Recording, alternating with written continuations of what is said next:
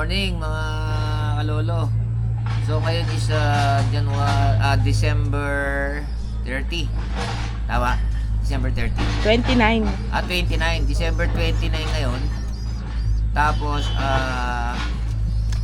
galing kami ng Gumaka.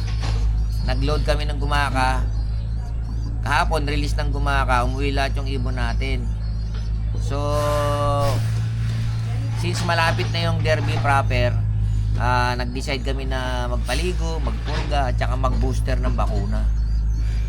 So, kaya ngayon, nagpapaligo kami. Kagabi, nagpurga kami. Ngayon, magpapaligo kami, at saka mamaya, pagka tuyo na sila, pagkatapos ng paligo, is may booster kami ng ng 4-in-1. Kasi, para malabanan natin yung mga sakit sa loading kasi derby na gusto lang namin makasigurado na pagdating ng derby proper is hindi sila tatamaan ng sakit, although inaabangan naman natin lagi yan, obserbahan natin pagka kung anong meron silang sakit, ginagamot agad natin. So ganoon ang ginagawa namin ngayon, observation. Lagi namin sila ino-obserbahan sa araw-araw, chinecheck ko sila kung ano yung pakiramdam nila, ganoon. So ngayon, yung naisip ko na since malapit na yung derby proper, tapos sila naman is sa Pagbilao. Itong 8 na to sa sa Quezon, naka-10 bitaw na sila sa Quezon. Yung huling bitaw nila isang Gumaka. Bumabalik naman sila. Ngayon, maaga na sila bumabalik. Half day pa lang o bago pa naman alas 12. Nandito na yung 8 to, yung 8 natitirang flyer natin. So kaya naisip ko na ganun, pero yung kasi ako dating magmamanok, parang ina-apply ko lang yung sinusubukan kong i-apply yung sa manok na magpurga, magdilaws.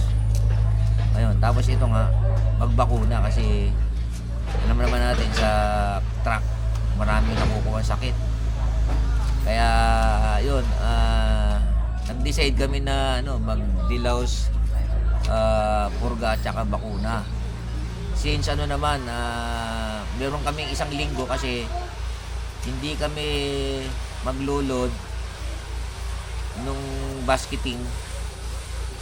Ngayon may bukas kasi may basketing, tapos sa 31 release ng Pagbilao.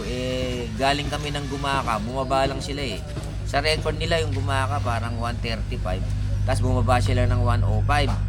Since galing na kami ng Pagbilao, sanay na yung kalapati namin sa Pagbilao. Marami na silang 10 area na nga sa Quezon ang kung saan sila binitaw yung huling Gumaka.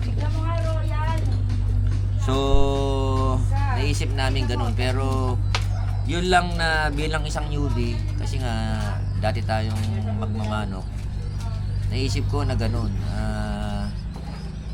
Sabi sa amin nung ibang pansyo na tinanungan namin, sabi ko, pwede ba ako magbakuna bago mag-derby? Sabi sa akin, samantalayin mo yung bakasyon, sabi.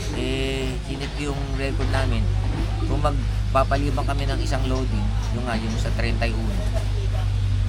Ang sunod na release na nila is January 4. O, January 4 ang release nila, which is Lopez. So, kaya yun, nag-decide kami na sabi ko kasi para isang stress lang, bakuna, ligo, yung dilaws at saka yung purga. Kahapon nagpurga kami.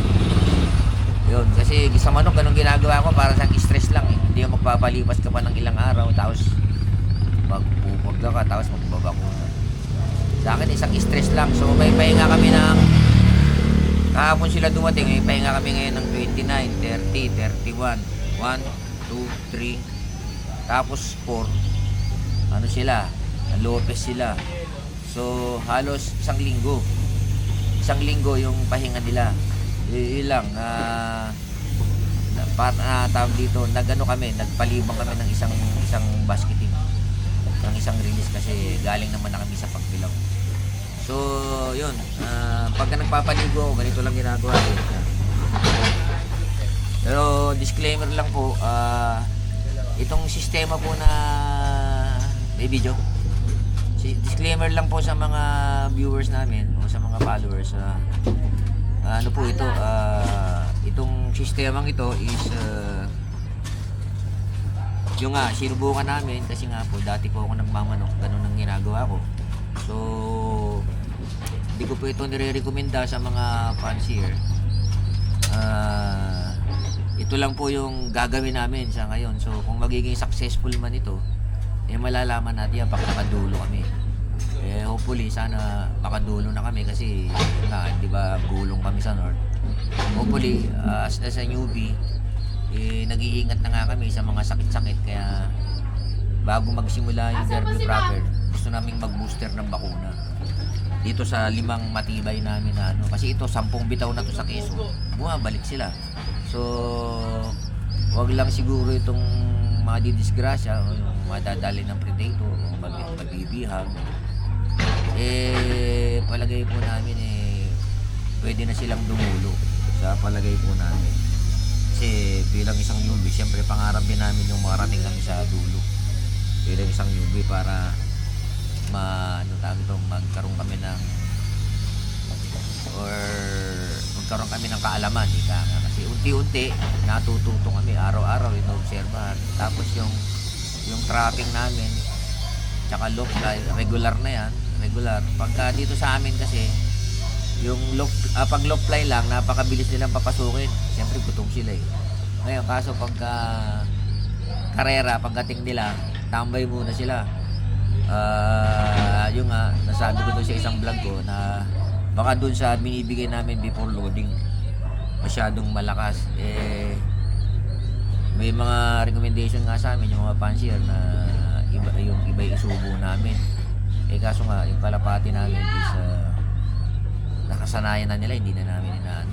Dapat siguro doon magdagdag na lang pagka malayo.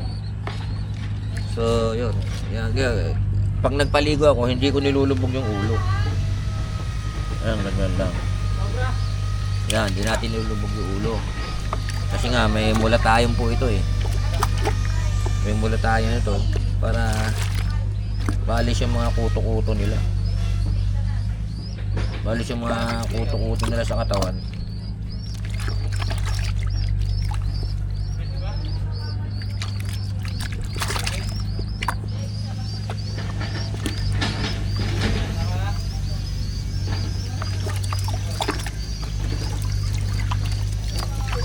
Yun, iingatan ko yung mata o yung bibig, may makapasok na kasi may mula tayo.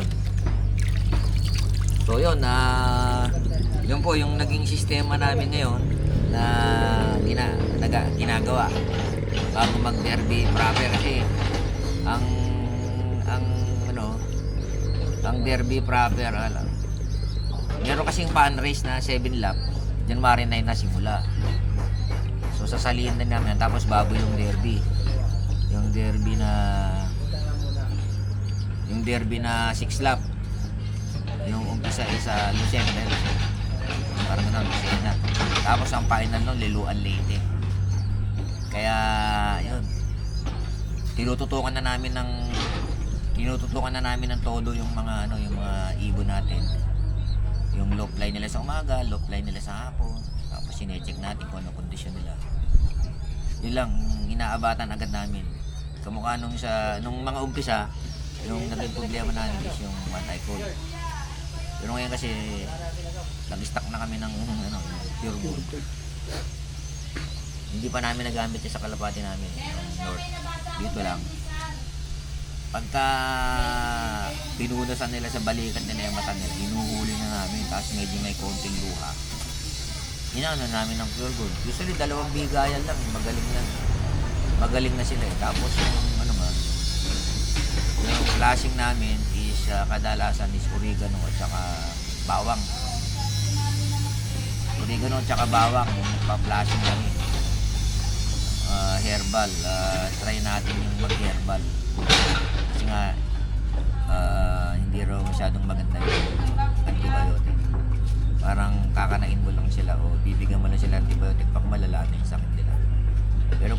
naman. Herbal herbal as prevention. So yun lang. Maraming salamat sa panonood mga kalod.